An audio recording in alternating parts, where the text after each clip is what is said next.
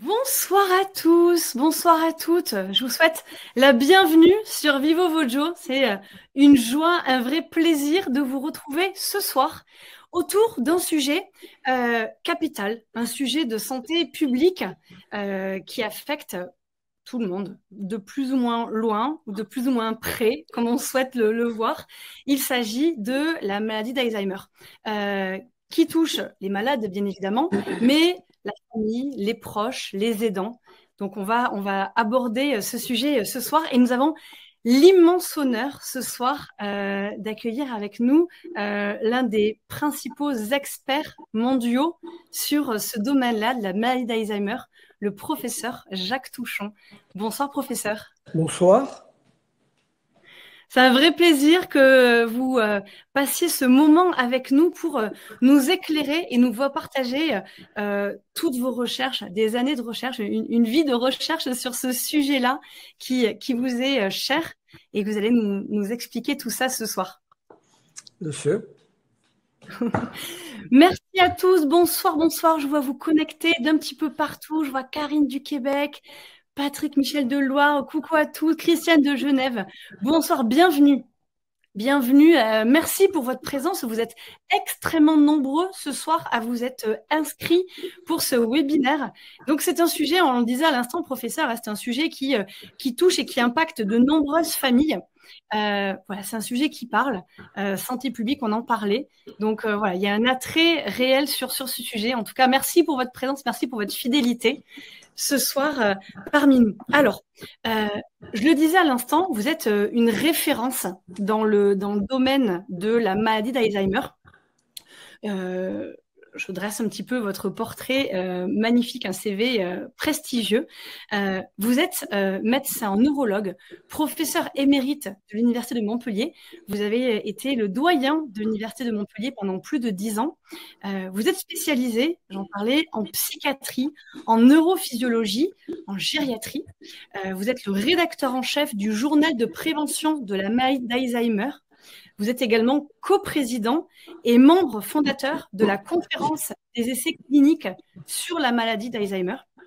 Vous avez publié de nombreux ouvrages, dont la neurophysiologie des mémoires et la maladie d'Alzheimer.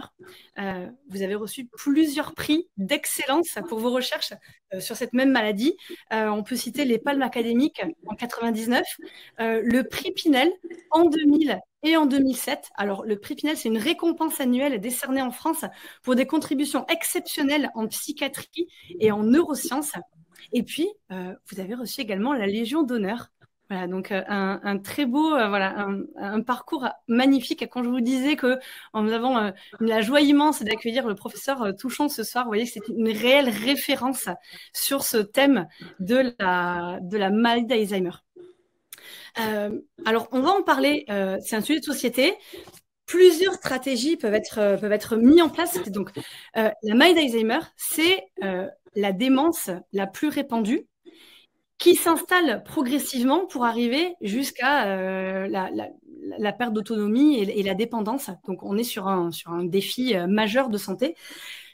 Donc, j'en parlais en introduction, qui impacte et le malade et les proches et les aidants. Est-ce que vous pourriez, pour démarrer ce webinaire, nous parler un petit peu des chiffres, quelques chiffres par rapport à cette maladie qui touche voilà, Oui. beaucoup de personnes en France, dans le monde? Vous avez tout à fait raison de dire que ce n'est pas la maladie d'un malade, c'est aussi de la souffrance pour les proches, le conjoint, les enfants. C'est aussi une épreuve terrible pour tout le monde. Et chacun d'entre nous a, dans ses connaissances, plus ou moins proches, quelqu'un qui a été atteint ou qui est atteint par cette terrible maladie.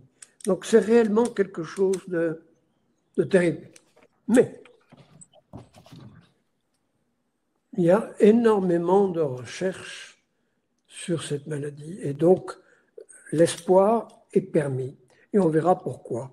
De toute façon, c'est en France, par exemple, ça touche 1 million de personnes. Chaque année, 250 000 nouveaux cas. Ce qui est peut-être plus embêtant, c'est que dans près de 50%, la maladie n'est pas diagnostiquée. C'est une maladie dégénérative, c'est-à-dire que le neurone, qui est la cellule essentielle dans notre cerveau, va d'abord être malade, va souffrir, va dégénérer et puis mourir. Et cette disparition progressive des neurones va entraîner des troubles qui vont s'aggraver progressivement et aboutir à la démence, mais à la fin de l'évolution. Au début, le sujet n'est pas dément. La démence en médecine, c'est la perte d'autonomie liée aux troubles cognitifs, aux troubles intellectuels. Mais au début, il n'y a pas de démence. Au début, il y a simplement des troubles très discrets, mais on y reviendra si vous le voulez. Oui, volontiers, parce que c'est ce que vous disiez, le diagnostic, il est extrêmement difficile à poser, puisque au démarrage, on peut rencontrer des signes qu'on connaît tous. Et on va tous, au premier signe que vous allez peut-être nous partager, on va tous se dire, bon, bah, c'est bon, j'en fais partie. Mais Oui. les signes, ils s'installent tout doucement. Est-ce que vous pouvez nous partager un petit peu les étapes et les signes qui arrivent progressivement, comme vous le disiez? Tout à fait. Alors d'abord, il faut bien se dire que la maladie va être silencieuse pendant 15 à 20 ans. Et que ça n'est qu'au bout de 15 ans, 20 ans, que les premiers signes vont apparaître. Quels sont ces signes? C'est au premier chef des troubles de la mémoire. Pas n'importe quelle mémoire. La mémoire qu'on appelle épisodique, peu importe, mais la mémoire des faits récents, des événements qui nous touchent, mais qui sont arrivés récemment. Les faits anciens sont bien conservés pendant longtemps, mais c'est ce que j'ai fait ce matin, c'est ce que j'ai fait hier, c'est la personne que j'ai rencontrée tout à l'heure. Et j'ai souvenir d'un patient qui était professeur d'allemand et qui, après sa retraite, donnait encore des cours d'allemand. Il donne 2 cours à 2 élèves et à la fin de la matinée, il dit à son épouse, ah, je n'ai pas vu mes élèves aujourd'hui. Il avait oublié ces événements importants d'avoir 2 élèves. Par contre, il n'avait pas oublié l'allemand, il n'avait pas oublié les règles pédagogiques, qui sont des souvenirs très anciens, très solides. Donc, trouble de la mémoire épisodique, mais aussi un début de trouble du langage. C'est la perte du mot juste, la perte du nom propre. Alors évidemment, il y a beaucoup de personnes qui vont se sentir concernées par cela. Mais c'est cette difficulté pour aller chercher les mots qu'on a dans son cerveau et pour les utiliser qui va marquer le tout début de cette maladie. Il y a aussi, au début, des troubles de l'orientation dans le temps et dans l'espace. Associés à ces troubles intellectuels, on dit cognitifs, on observe des troubles psychologiques et comportementaux. Parce que la personne se rend compte au début qu'il y a quelque chose qui ne fonctionne pas comme d'habitude dans son cerveau. Et cela va être une source d'une anxiété importante, d'un stress important, avec, quand le mot échappe, là, par exemple, une angoisse terrible. Et on va être tenté de réduire les échanges verbaux, etc. Ceci va donc, on voit très bien dès le début, que des troubles cognitifs, qui sont la marque essentielle de cette maladie, vont être associés à des troubles psychologiques et des troubles comportementaux. Ce stade-là est appelé trouble cognitif léger. Il n'y a pas de démence. Le sujet est autonome. Le sujet est autonome. Mais ces troubles vont s'aggraver. Les troubles de la mémoire vont s'étendre, vont devenir de plus en plus handicapants. Les troubles du langage, de plus en plus importants. L'orientation dans le temps et dans l'espace va devenir précaire. Vont apparaître aussi, peu à peu, des troubles qu'on appelle troubles praxiques, c'est-à-dire la difficulté de réaliser des gestes, des séquences de gestes, sans être paralysé. Par exemple, s'habiller, se déshabiller, se laver les dents, manger avec une fourchette et un couteau. Le sujet n'est pas paralysé, mais il n'a plus la possibilité d'organiser ces séquences gestuelles que l'on fait de façon tout à fait automatique. On appelle ça les troubles praxiques. Praxis, c'est l'action. Apparaît aussi, assez tardivement, des troubles gnosiques, de reconnaissance. Et ça marque d'ailleurs une étape très douloureuse dans l'évolution de la maladie, c'est quand le malade, le patient, ne reconnaît plus son enfant ou son conjoint. Et c'est une épreuve terrible. L'homme ou la femme qu'on a aimé, avec qui on a vécu de longues années, ne nous reconnaît plus. Oui.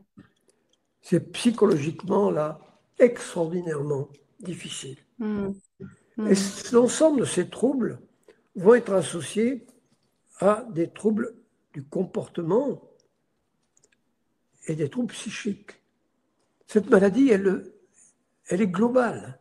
Elle va intéresser l'être dans son ensemble. Troubles psychiques avec une anxiété de plus en plus importante, une incompréhension du monde qui nous entoure. Et donc on va se sentir agressé, on va se sentir oppressé,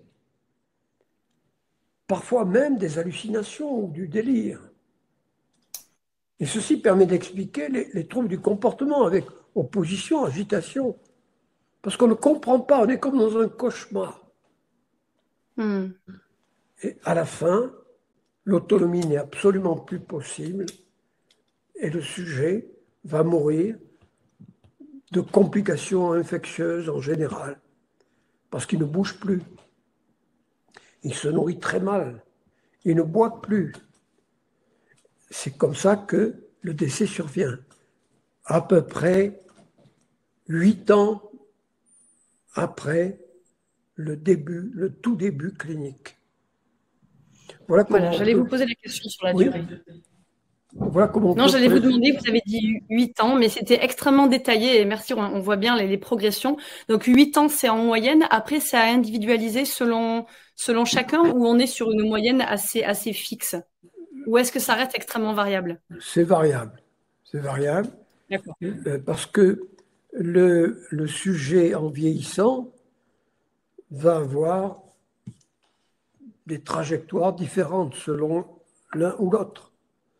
Et donc, l'être que l'on est à un moment donné de sa vie va dépendre de tout ce qu'on a fait auparavant. Et donc là, et on verra après, dans les stratégies de prévention, qu'en fonction de son comportement, l'évolution de cette maladie va être plus ou moins rapide. Voilà ce qu'on peut dire sur... Oui. Alors, mais vous allez nous en parler précisément. Il y a beaucoup d'espoir parce qu'il y a des vrais axes de prévention à mettre en place et vous allez nous en parler. Mais c'est vrai que pour démarrer, c'est important de comprendre le cheminement et ce qu'il se passe. Précisément, là, vous venez nous expliquer en détail les différentes étapes qui mènent aux troubles légers jusqu'à la démence et le point final de cette maladie. Est-ce que vous pouvez nous expliquer un petit peu ce qui se passe dans le corps, en fait, au niveau cérébral, neuronal, métaboliquement et physiologiquement, s'il vous plaît? Alors, au niveau de notre cerveau, il y a 2 protéines anormales qui vont se déposer. La protéine bêta-amyloïde, peu importe le nom, c'est une protéine qui va se déposer à l'extérieur des neurones et qui a une action toxique très importante. Et la deuxième protéine, qui est la protéine Tau, est une protéine qui s'accumule à l'intérieur des neurones. Et en fait, le neurone il est un peu coincé entre une agression intérieure et une agression extérieure, par 2 protéines anormales. et ça va faire souffrir le neurone, et ça va finalement le faire mourir. Ces deux protéines sont vraiment la signature de cette terrible maladie. Et ceci apparaît, c'est ce que j'évoquais au début de mon intervention, 15 à 20 ans avant les premiers signes. C'est pour ça que les stratégies de prévention vont être extrêmement importantes. Parce que beaucoup de personnes ont cette maladie dans leur cerveau, mais ils n'en ont pas les signes. Et s'ils utilisent une stratégie de prévention très précise et depuis longtemps, ils vont ralentir, retarder, voire éviter la maladie. Mais ces deux protéines qui s'accumulent et qui vont abîmer nos neurones vont entraîner peu à peu les signes cliniques que j'ai décrits tout à l'heure. Oui, oui, non, mais c'est encourageant, en tout cas, ce que vous nous partagez là. On a une question qui arrive au fur et à mesure. Elle correspond à ce que vous partagiez sur les symptômes et qui apparaissent. Est-ce que les hommes et les femmes sont égaux dans l'évolution de la maladie, comme vous en parliez à l'instant? Alors, d'abord, il faut distinguer deux formes de maladie d'Alzheimer. Les formes familiales ou des anomalies génétiques transmises de génération en génération vont entraîner dans 100% des cas la maladie, si le sujet vit assez longtemps. Ça ne représente au maximum que 1% des cas. Ah oui. Oh. À côté de cette forme-là, dans 99% des cas, c'est une forme sporadique. Que l'environnement joue un rôle, c'est certain. Que le terrain familial puisse jouer un rôle, c'est aussi certain. Et on peut analyser de mieux en mieux maintenant les facteurs de risque d'apparition de cette maladie. Et on pourra en parler si vous le voulez, parce que ces facteurs de risque, qui sont de mieux en mieux définis, permettent d'élaborer des stratégies de prévention. C'est en luttant contre les facteurs de risque que l'on peut atteindre qu'on va pouvoir prévenir ou au moins retarder cette maladie. Oui, donc l'épigénétique a encore toute sa place dans la prévention. Mais complètement, parce que par exemple, dans ces formes sporadiques,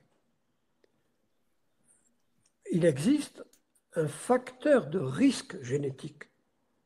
Ça veut dire quoi? Ça veut dire que si on a ce gène, on a un risque plus élevé. Mais ça ne veut pas dire qu'on va avoir à 100% des cas la maladie. C'est la différence avec les maladies d'Alzheimer familiales. Alors effectivement, on ne va pas rentrer dans les détails, à moins qu'on me pose la question. Effectivement, quand on a ce facteur de risque génétique, on est obligé d'assumer. Ce n'est pas un facteur sur lequel on peut agir. C'est là où il faut être stoïcien. Agir sur ce qu'on peut modifier, accepter ce qu'on ne peut pas modifier. Mais là, en matière d'Alzheimer, il y a beaucoup de choses qu'on peut modifier, mais on y reviendra. Oui, on repassera sur les différentes vos axes, tous vos travaux sur les axes de prévention possibles, et donc à travers les axes de prévention, les facteurs à risque, les deux sont imbriqués. Juste avant de passer précisément sur cette prévention, vous faites partie, vous êtes cofondateur, membre des essais cliniques. Est-ce que vous pourriez nous parler un petit peu de toute la stratégie médicamenteuse liée à Alzheimer, qui existe aujourd'hui déjà? La recherche a été extrêmement importante parce que c'est un tel défi pour les personnes qui sont atteintes, pour leur entourage, pour la société. C'est un vrai défi de santé publique énorme. Ce qu'il faut dire, c'est que les cette maladie devient de plus en plus fréquente, surtout parce que l'on vieillit de plus en plus longtemps. Parce que le vieillissement est peut-être le facteur de risque le plus important. C'est vraiment une maladie liée à l'âge. C'est une maladie liée à l'âge. Mais des cas peuvent être décrits chez des patients beaucoup plus jeunes. La personne que j'ai eu à traiter, la plus jeune d'ailleurs, elle avait 29 ans. Et elle est décédée à 33 ans. C'était une forme familiale. Oui, c'est moins 1%. Pour ne pas alerter tout le monde, moins de 1% des cas. Oui. Mais dans la forme sporadique, on voit la prévalence de la maladie augmenter de façon pratiquement exponentielle avec l'âge. Donc c'est une maladie que l'on va rencontrer le plus souvent chez des sujets âgés. Alors, cette recherche a été extrêmement active dans ce congrès que j'organise avec le professeur Bruno Velas, que nous avons créé en 2008, sur les essais thérapeutiques dans la maladie d'Alzheimer. Depuis 2008 jusqu'à 2022, aucun succès. Tous les essais thérapeutiques, ou pratiquement tous, ont échoué. Mais depuis, disons, 2 ans, il y a des premiers résultats qui apparaissent et qui sont tout à fait intéressants. Je vous ai parlé de ces 2 protéines, la protéine bêta-amyloïde et la protéine tau. La recherche s'est orientée surtout, pendant plusieurs décennies, sur cette protéine bêta-amyloïde. Comment arriver à s'en débarrasser? Puisque c'est, pensait-on, mais à juste titre, un des facteurs les plus importants qui entraîne la cascade anormale qui crée la maladie. Et donc, toutes les tentatives ont échoué jusqu'en 2021. 2021 a été présenté un premier médicament qui détruisait cette protéine bêta-amyloïde de façon efficace, mais qui n'a pas démontré un effet clinique. Donc ça a été un espoir et une grande déception. En 2022, un autre médicament attaquant cette même protéine a montré que non seulement elle a enlevé la protéine, mais qu'elle ralentissait l'évolution de la maladie de 20%. Et tout récemment, un autre laboratoire a mis au point un 3e médicament, plus efficace, qui agit toujours sur cette protéine bêta-amyloïde et qui montre un ralentissement de 35%. Ça signifie pas grand-chose quand on le dit comme ça. Mais en fait, ça retarde les étapes de cette maladie de 5 à 6 mois. Alors vous allez me dire, quand on a 50 ans, 5 à 6 mois, c'est pas grand-chose. Mais quand on a 80 ans, 5 à 6 mois, c'est important. Ces 5 à 6 mois, on va pouvoir s'habiller tout seul. 5 à 6 mois de plus, on va pouvoir être totalement autonome chez soi. 5 à 6 mois de plus. Et alors, ce qu'il faut espérer pour les années à venir, c'est que, en réalisant la stratégie qui a été faite pour le sida, c'est-à-dire ne pas s'attaquer à une seule cible, mais plusieurs cibles, dont la prévention, on y reviendra, on va, je l'espère, pouvoir bloquer cette maladie. Donc le traitement de futur de la maladie d'Alzheimer sera un traitement combiné avec plusieurs médicaments, comme pour le sida. Oui, des synergies. Voilà, donc là, il y a cette piste qui est intéressante, mais il y a d'autres pistes à développer, et d'autres pistes se développent d'ailleurs, puisque des pistes médicamenteuses, mais aussi des pistes non médicamenteuses, qu'on l'évoquait avant le début de l'émission, comme la lumière infrarouge. Il y a des essais thérapeutiques qui sont en cours utilisant la lumière infrarouge Alors évidemment, on a guéri des souris Alzheimer. Mais vous savez qu'entre guérir une souris Alzheimer et guérir un homme Alzheimer, il y a une distance incroyable. Mais on a commencé à obtenir des résultats. Donc c'est très encourageant. Une combinatoire de traitements médicamenteux visant plusieurs cibles et de traitements non médicamenteux, dont la prévention.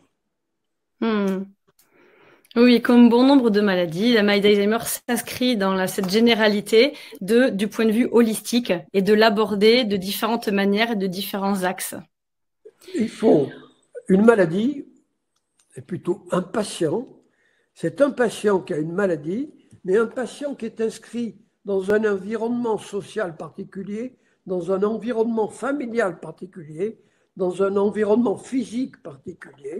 Et il faut tenir compte de tous ces facteurs pour pouvoir traiter. Le patient, ce n'est pas une maladie. Le patient, c'est un être qui a eu son histoire, qui a un devenir, qui a tout un environnement dont il faut tenir compte. Oui, tout à fait. Tout à fait. Mais je vous propose de démarrer, de parler, parce qu'on voilà, on a bien compris, merci beaucoup, les étapes de cette maladie qui arrive progressivement et ce qui se passe à l'intérieur du corps. Voilà, on a parlé de prévention et c'est extrêmement encourageant ce que vous nous partagez sur tous ces axes à mettre en place en amont pour limiter, voire stopper, ralentir ou ne pas ne faire en sorte que cette maladie n'arrive pas. Donc, avec l'ensemble de vos recherches, toute votre vie de recherche axée sur ce sujet-là, vous avez mis en place des stratégies de prévention que vous articulez autour de 5 axes. Alors, je vois des questions qui arrivent par rapport au stress, par exemple. Est-ce que le stress favorise l'apparition? À travers des 5 axes, certainement que vous allez y revenir et y répondre au fur et à mesure. Donc, les 5 axes, vous allez y revenir point par point. Vous parlez de la stimulation cognitive, vous parlez de l'activité physique, de l'activité sociale, des correcteurs de facteurs de risque vasculaire. Donc, vous nous en reparlerez. On pense à l'hypertension, au diabète. Enfin, vous allez nous redétailler ça. Et ensuite, la nutrition, qui est un axe extrêmement important, particulièrement du point de vue micronutritionnel. Donc, voilà, vous articulez cette stratégie de prévention autour de ces 5 axes.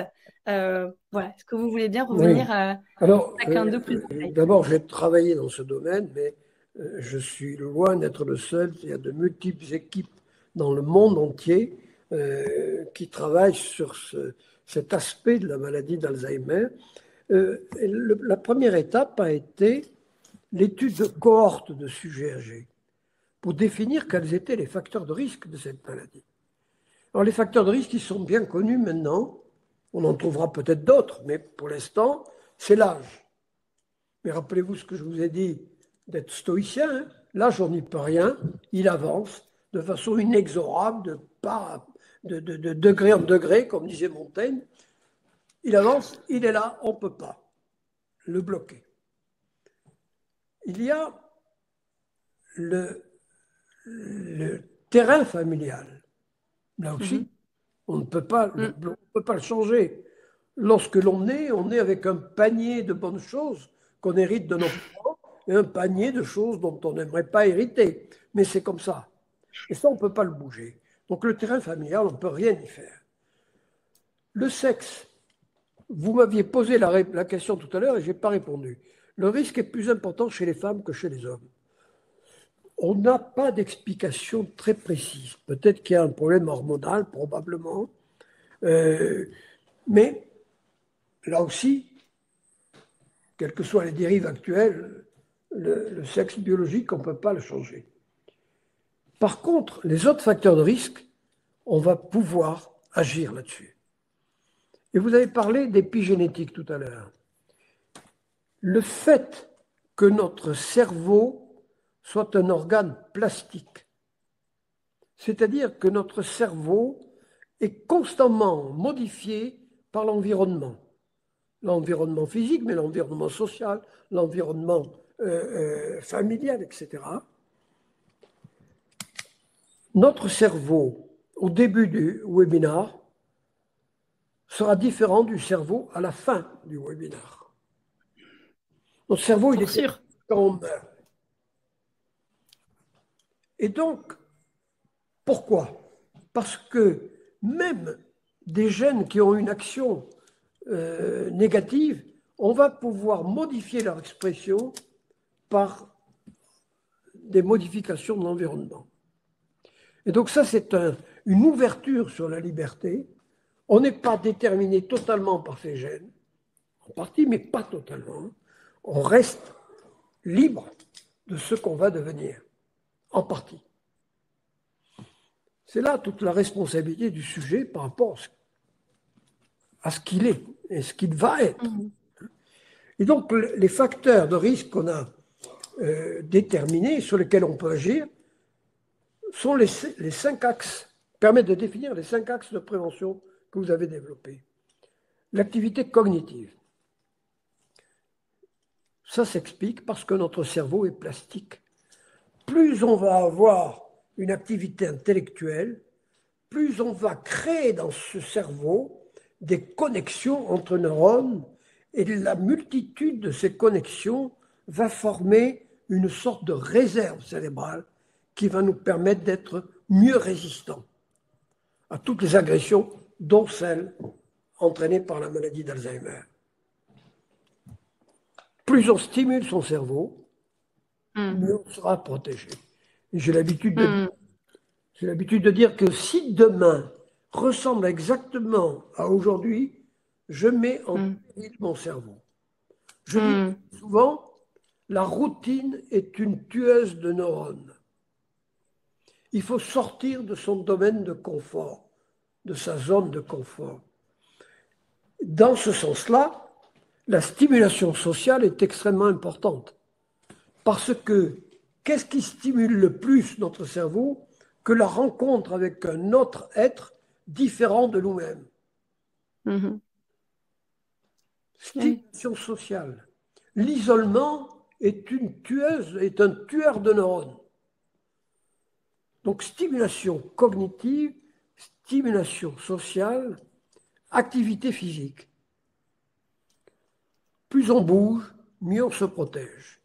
Et on commence à comprendre un peu mieux ce paradoxe, comment une activité physique va pouvoir protéger notre cerveau. Il n'y a pas de certitude encore, c'est pour ça que je ne vais pas rentrer dans le détail, mais il y a une connexion. Stimulation cognitive, stimulation sociale, stimulation physique, c'est le trio indispensable. Oui. Et alors, il y a une étude pour vous montrer à quel point il faut commencer à prévenir la maladie d'Alzheimer très tôt. Il faut commencer à prévenir la maladie d'Alzheimer à partir du moment où on commence à vieillir, c'est-à-dire tout de suite après la naissance. Et oui. Et oui. Et oui. Et oui. Et alors, il y a une étude qui a été faite à Londres, qui est intéressante. C'est une étude de cohorte, hein, on suit des groupes de sujets. Le point commun de ces sujets était d'être nés en 1946, tout de suite après la guerre. Et on a suivi ces Londoniens le plus longtemps possible, et on a remarqué que le risque de démence à l'âge de 70 ans était corrélé au niveau scolaire à l'âge de 8 ans. On voit là l'importance de cette stimulation cognitive. Plus on stimule son cerveau, plus on va devenir fort, résistant.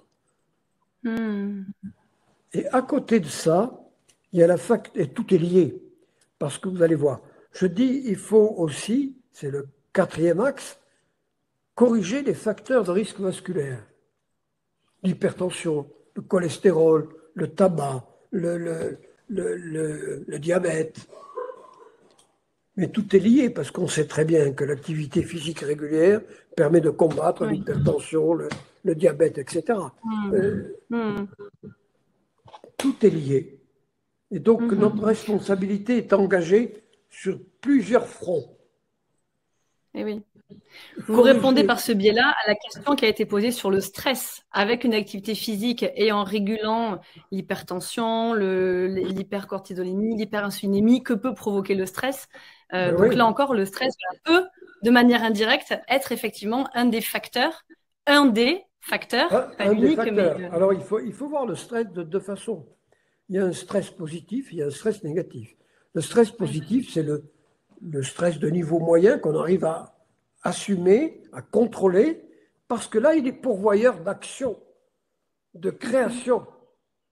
On n'a jamais créé sans stress. oui, celui qui fait sortir de sa zone de C'est confort. celui qui fait sortir de sa zone de confort. Celui qui est créé lorsque l'on sort de sa zone de confort. Mais par contre, il y a un stress lorsqu'il devient trop important, que l'organisme et le psychisme du sujet est dépassé par l'importance de ce stress. Là, ça peut avoir des conséquences tout à fait négatives. Alors, bon, correction de ces facteurs de risque vasculaire, à partir de quand? J'allais dire, pour ne pas reprendre la boutade, il faut commencer à lutter contre le vieillissement dès que l'on est. Mais ce qui est vrai, hein, en fait. Mais c'est surtout Oui. au milieu de la vie, autour de la 45-50 ans, que la correction de ces facteurs de risque vasculaire va être efficace sur les années de vieillissement. Mais à côté de tout ça, il y a l'alimentation. L'alimentation est extrêmement importante dans l'espérance de vie, dans les pathologies liées au vieillissement, dont la maladie d'Alzheimer. Le facteur de risque alimentaire, c'est la junk food. C'est le McDo. C'est le McDo, ou l'équivalent. Oui, on a l'alimentation ultra transformée de manière générale. On a compris. McDo, par contre, Burger King. Oui. Par contre, on les a tous. Oui, c'est très difficile de lutter parce que quand on a des enfants ou des petits-enfants, si on veut leur faire plaisir, il faut les amener au McDo. Hein. C'est très difficile. Il y a toute une éducation à faire. Alors, l'alimentation est importante et on sait maintenant, par l'étude des cohortes, quel est le style d'alimentation qu'il faut avoir. C'est très rapidement dit, mais c'est très difficile à faire. L'alimentation qui protège, c'est l'alimentation méditerranéenne. Alors, n'en déplaise aux Bretons, il ne faut pas trop de beurre. Il vaut mieux l'huile d'olive plutôt que le beurre. Il vaut mieux le poisson plutôt que la viande rouge. Il vaut mieux la viande blanche plutôt que la viande rouge. Il faut des fruits et des légumes. Il faut des aliments non transformés. Et tout ceci va permettre d'avoir une alimentation équilibrée qui va nous permettre de résister aux agressions de notre cerveau, dont la maladie d'Alzheimer. Alors, on va me dire, et la boisson? Alors là, il faut faire très attention. Il y a des boissons qui sont des pourvoyeuses de catastrophes dans notre corps, c'est tous les sodas. Le vin, parce que la question va être posée. Le vin. Mais il y a énormément d'études qui montrent que la consommation très modérée de vin peut avoir un rôle protecteur. Mais très modéré. Très modéré, est-ce pas comme certains, moi je me rappelle d'un patient à qui je demandais quel était son rapport à l'alcool, qu'est-ce qu'il buvait, et qui me disait, mais docteur, comme tout le monde, 1 litre à midi, 1 litre le soir, des apéritifs avant, et de la bière quand il fait chaud, mais la bière, c'est pas de l'alcool. Voilà, donc ce type de discours est un discours tout à fait condamnable et totalement absurde. Une consommation modérée d'alcool, de vin, pourrait avoir un rôle protecteur. modéré, c'est-à-dire un verre par jour. Mhm. Voilà. Oui, oui. Mais ce qui a été démontré par les études de cohorte, on a pu aussi déterminer ce qui, dans cette alimentation, pourrait être très très important pour protéger notre cerveau. Et c'est là où les micronutriments ont un rôle très important. Il y a des micronutriments qui sont indispensables si on veut protéger contre cette maladie. Il y a des vitamines, bien sûr, mais il y a surtout des micronutriments, et je vous parlerai d'une expérience là, menée chez des animaux, à qui on a donné du curcumin, à qui on a donné du resveratrol, qui est dans le vin, là, qui est dans le vin rouge, hein, du Et qui est dans le raisin, resveratrol oui. dans le raisin, à qui on a donné de la phosphatidylcholine, c'est le précurseur de l'acétylcholine, à qui on a donné des oméga 3, à qui on a donné du glutathion. Ces divers éléments agissent isolément sur des facteurs qui favorisent la mauvaise santé cérébrale. Le stress oxydant, l'inflammation, etc. Sur un modèle animal de maladie d'Alzheimer, un travail qui a été présenté à Londres en 2018, on a testé ces différents micronutriments et on a testé l'association de ces micronutriments. Ce qui a été tout à fait intéressant, c'est que c'est l'association qui avait l'impact le plus positif. Et que sur ce modèle de souris Alzheimer, on a pu corriger les troubles de cette souris Alzheimer, troubles de mémoire de cette souris, et on a pu corriger le stress oxydant dans le cerveau et la neuroinflammation. Donc ça permet de dire que peut-être des associations de micronutriments pourraient jouer un rôle important dans la stratégie de prévention. Voilà. Ça, c'est encourageant. C'est encourageant. Alors, bien sûr, vous parliez donc dans l'alimentation, donc pour les avoir en quantité, j'imagine qu'il faut des quantités particulières pour avoir ces médicaments-là, enfin ces médicaments, pardon, ces micronutriments-là. Donc, évidemment, pas cuire énormément les aliments, mais est-ce que dans l'alimentation seule, on les trouver en quantité suffisante? On les trouve, mais là, dans cette association de micronutriments qui a été appelée Cognixra, on a un équilibre et une synergie entre ces micronutriments. Et c'est important. Alors, bon, si on a une alimentation équilibrée, régulière, la plupart de ces micronutriments sont présents. Mais si on veut agir au maximum sur la bonne santé de son cerveau, c'est quelque chose qui peut être utile de rajouter des micronutriments. Oui, oui. Avec donc des études qui ont été menées sur la souris, mais en tout cas, voilà, qui ont mené sur le monde animal des résultats intéressants.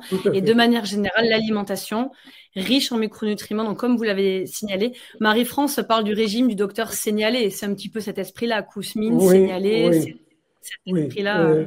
Le régime du docteur Sénialé, qui est un Montpelliérain d'ailleurs, de C'est la vrai, même oui. ville universitaire que moi, bon, a ses avantages et ses inconvénients. Je pense que en matière d'alimentation quotidienne, hein, si on en reste là, le régime méditerranéen tel que on devrait le pratiquer dans les régions méditerranéennes et dans le monde entier est quand même là une garantie de bonne protection. Attention au régime trop sévère. Un régime trop sévère n'est jamais un régime suivi et peut même avoir des effets délétères. Attention aux jeunes. Le jeûne doit Ah, être contrôlé. Il oui, peut avoir des effets, ça a été démontré sur le rat. Mais les effets du jeûne chez l'homme ne sont pas encore bien analysés et il faut être extrêmement prudent à ce niveau. d'accord. Oui, parce que ça peut être en plus malmené, le jeûne, entre le jeûne intermittent, entre la manière de descendre, de reprise alimentaire du jeûne, d'accord. Vous privilégiez quelque chose qui est relativement facile à mettre en place, dans le sens où on a une alimentation riche, variée, ce que vous nous partagez, avec des végétaux, fruits, légumes en quantité, des oméga 3, des cuissons relativement basses, privilégier les poissons que les viandes rouges. Globalement, voilà, on a déjà une bonne base sur une prévention très, très en amont. Tout à fait. Alors, il y a quand même un élément qu'il faut souligner, c'est que ce régime méditerranéen coûte beaucoup plus cher que la junk food. Oui. Voilà, donc C'est vrai, c'est vrai. ça pose le problème d'une certaine inégalité par rapport à l'alimentation. Mhm. Mais il faut garder la mesure dans tout. Alors, moi, c'est mon amour de Montaigne qui me fait dire ça à ce niveau-là, hein, être dans la mesure Oui. pour l'alimentation, pour le régime, pour la boisson, être dans la mesure. Mhm. L'activité physique, qui est qui a un rôle protecteur fondamental, une activité physique excessive peut être facteur de risque d'autres maladies neurodégénératives. Donc, tout est dans la mesure. Et oui, cette dose qui fait le poison, hein, je crois que c'est Paracelse qui disait ça, mais voilà, toujours rester modéré. Mais en tout cas, ce que vous nous dites, une activité sociale riche, une activité physique, voilà, modérée. On ne parle pas de faire du crossfit pendant 3 heures par jour, mais en tout cas, voilà, une activité modérée. Euh, Changer ses habitudes, changer peut-être de parcours lorsqu'on va faire ses courses. Bon, je sais pas pourquoi j'ai ça qui me vient en tête, mais en tout cas, voilà, modifier un petit peu, sortir de cette routine que vous nous partagez. Donc, automatiquement, en faisant ça, il y a le quatrième point qui va être amélioré sur toutes les maladies cardiovasculaires, enfin, tous les troubles liés aux maladies cardiovasculaires, l'hypertension, le Oui, diabète, tout est lié, tout est lié. tout L'action est ça, tout est dans un imbriqué. des axes va retentir sur les autres. Mmh. Oui, complètement. Donc déjà, merci d'avoir partagé ces clés, parce que déjà avec ces axes-là, on sait qu'on peut agir et on voit que les premiers signes peuvent apparaître. Alors les signes métaboliques, on va dire, mais qui ne se sentent pas encore de manière physique. On avait une question sur est-ce qu'on peut, combien de temps, comment est-ce qu'on peut savoir 15 à 20 ans avant? Peut-on savoir 15 à 20 ans avant que l'on a déjà des premiers signes à l'intérieur sans le savoir? Mais alors, on peut le faire de façon très précise. Il y a un problème éthique. Le progrès en matière de diagnostic a avancé d'une façon incroyable. Mhm. Par contre, le progrès en matière de thérapeutique n'avance que depuis tout récemment. Donc, savoir faire le diagnostic de cette maladie terrible sans pouvoir la traiter, Oui, quel intérêt? oui, Quel oui, bien sûr. intérêt? Quel Mhm. intérêt? Alors, les méthodes pour diagnostiquer les lésions Alzheimer dans le cerveau, on les utilise dans les essais thérapeutiques.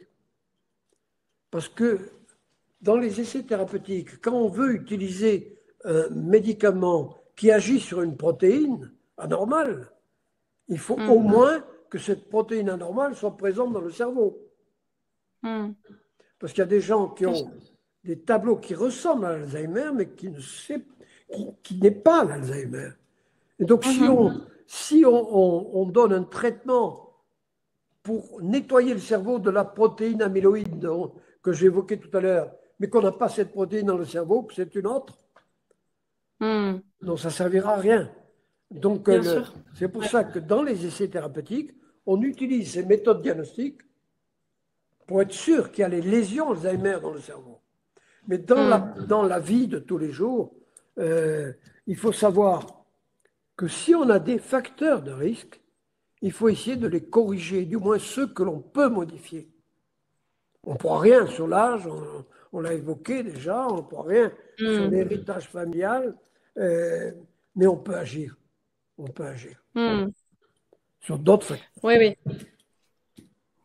Oui, et puis voilà, comme vous le disiez, finalement, de le savoir 15 ou 20 ans avant, on n'est ni sûr, et ça peut être en plus une source de stress Ah, mais de complètement. savoir. Une épée Donc, de Damoclès, là, parce bien sûr. que il y a des études, on ne va pas rentrer dans les détails, mais qui ont montré chez des bonnes sœurs dans un couvent que, qui a permis à un laboratoire d'étudier le comportement de ces sœurs, le niveau de mémoire de ces sœurs, et qui ensuite ont accepté de donner leur cerveau pour une analyse après leur mort. Hein. Et on a remarqué que certaines sœurs, très âgées, avaient un cerveau plein de lésions Alzheimer, mais n'avaient aucun des signes. Que ces sœurs Hmm. étaient différentes de celles qui avaient des lésions et des signes, parce qu'elles étaient très actives, qu'elles avaient eu une formation très importante, et que toute leur vie elles avaient été actives, intellectuellement, physiquement, socialement. C'est là le secret. La synergie des micronutriments, comme vous nous avez parlé, hein, avec notamment ce que vous avez cité, le glutathion, le resveratrol, mais aussi la synergie de ces 5 axes. Tout à fait. Il y a deux questions, il y a deux personnes qui posent des questions par rapport, vous parlez d'alimentation, donc vraiment plutôt les micronutriments, mais qui font référence aux probiotiques ou prébiotiques. Qu'en Oui. pensez-vous par rapport Là, à... bon, là, je pense Ouais. que, par exemple, on sait depuis peu que le microbiote intestinal joue probablement un rôle, peut-être pas déclenchant, mais d'entretien, un rôle favorisant le développement d'une maladie d'Alzheimer dans le cerveau. Et que donc là, en modifiant ce microbiote intestinal, on peut espérer ralentir l'évolution, mais ça c'est une hypothèse. Mhm. On a démontré sur des animaux que le microbiote c'est l'ensemble des bactéries qu'on a dans l'intestin, hein, et que ce microbiote des souris Alzheimer était anormal, était différent du microbiote des souris normales. Et que lorsqu'on traitait, quel que soit le traitement, puisqu'on l'a fait avec les infrarouges, lorsque l'on traitait ces souris, le microbiote se normalisait. Donc Hmm. peut-être que là, il y a un effet euh, possible et que ça fera peut-être partie de la panoplie qui nous permettra de stopper cette maladie. Hmm. Bon, bah, c'est passionnant, c'est passionnant. Donc, le microbiote qui revient, voilà, encore au centre de nombreuses pathologies. Et donc, voilà, ce que le patient doit aussi garder en tête. Donc, pro ou prébiotique, les deux finalement, et les Oui, bactéries et les bons oui, aliments pour nourrir les bonnes oui, bactéries. tout à fait. Parfait. Bah, écoutez, merci infiniment, professeur Touchon, d'avoir partagé ces 5 axes. Yalou qui demande ces 5 axes peuvent ralentir l'évolution de la maladie déjà détectée ou est-ce trop tard? Ah non, Non. la prévention, alors on parle de deux types de prévention. La prévention primaire, c'est des actions qui visent à empêcher la maladie d'apparaître. Et la prévention secondaire, c'est des actions qui visent à ralentir la maladie. Quel que soit le stade de la maladie, Mhm. la stratégie de prévention est indispensable. Mhm. Oui, parce que l'idée, on le disait en début de webinaire, l'idée c'est de garder son autonomie la plus proche possible Le- pour éviter oui. d'aller en centre ou de devoir quitter la maison. À partir du moment où on Exactement. quitte, on perd cette autonomie. L'effort actuel, c'est de permettre au sujet âgé qui est atteint par cette maladie de rester dans son univers habituel, dans sa maison, dans son appartement, et que l'axe maintenant à développer en politique de santé, c'est des moyens pour permettre au sujet malade de rester dans son univers familial. Parce que quelle épreuve pour un sujet qui a cette maladie, ça se fait malheureusement très souvent, trop souvent brutalement, d'être mis dans un établissement avec des gens que la personne patiente ne connaît pas, dans un univers même physique qui lui est inconnu. C'est un traumatisme et très souvent, ça ne fait qu'aggraver l'évolution. Donc la stratégie sociale à avoir pour cette maladie, c'est de développer les moyens pour permettre aux patients de rester dans son lieu de vie habituel. C'était important que vous en reparliez. On va prendre une dernière question. Marie qui vous demande si vous pouvez nous redonner le nom de la synthèse des micronutriments. Donc, vous nous expliquez qu'avec les études que vous avez menées, vous et d'autres, et vous le précisiez avec humilité, mais voilà, il y a vraiment une synergie de micronutriments qui ont fait leurs preuves, en tout cas pour vraiment ralentir, prévenir, avec une vraie action. Est-ce que vous pouvez nous redonner ces micronutriments, s'il vous plaît? Je vous rappelle que oui, il y aura un replay et que vous retrouverez toutes les informations que partage le professeur Touchon ce soir dès demain. Le curcuma, pour répondre à Marie, le curcuma, le resveratrol, la phosphatidylcholine, la DHA, les oméga 3 et le glutathion. Voilà. Parfait. Je vous remercie. Je vous remercie infiniment, professeur, pour votre temps et pour ces explications que voilà, vous nous avez données. Il y a eu, peut-être que certaines personnes sont arrivées en cours. J'aurais une question sur le burn-out. En fait, vous y avez répondu un petit peu par rapport au stress. Enfin, pas un petit peu, vous y avez répondu par rapport au stress au début du webinaire. Oui. Le burn-out, c'est quand notre organisme et notre cerveau est dépassé par le stress. Voilà. C'est cela. C'est cela. Donc merci infiniment pour la richesse de vos réponses et pour ces axes-là. Donc, ces axes, on comprend bien, qui prennent l'individu dans son ensemble de manière holistique, que ce soit le social, l'activité physique, l'alimentation, vous me l'avez répété, et où il y a un vrai axe d'action. Et ça, c'est extrêmement encourageant, tant sur la prévention que pour ralentir, en tout cas, les effets les plus délétères de la maladie, pour mettre et le patient dans les meilleures conditions possibles, et puis les aidants. Voilà, vous nous en avez parlé, les personnes qui sont autour et qui souvent souffrent tout autant que le patient avec ce défi de santé publique.